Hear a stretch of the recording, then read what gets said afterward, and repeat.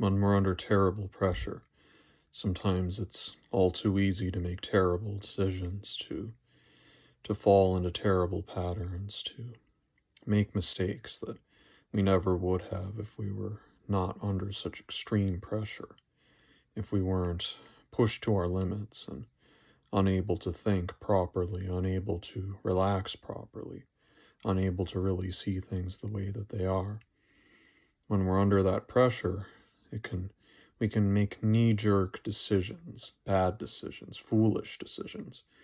We can do things that in retrospect we can see were clearly the wrong thing to do. We can screw up our lives. We can make terrible, terrible choices that in the moment we almost couldn't help ourselves but make.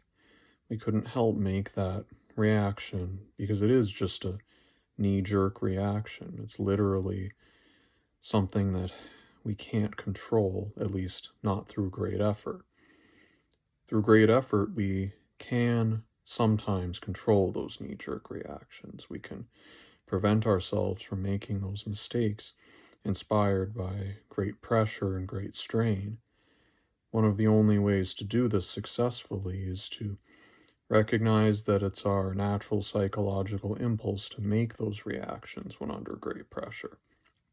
And so, a bit like trying to stop your body from making a impulsive knee-jerk reaction when someone hits your knee with a hammer, the best way to avoid making bad intellectual or conscious choices while under great strain, while you're under great pressure, is to simply do nothing at all, to hold tight, try to restrain yourself, try to prevent any immediate unthinking reactions from occurring, and in doing so, stop yourself from doing things that you will regret later on.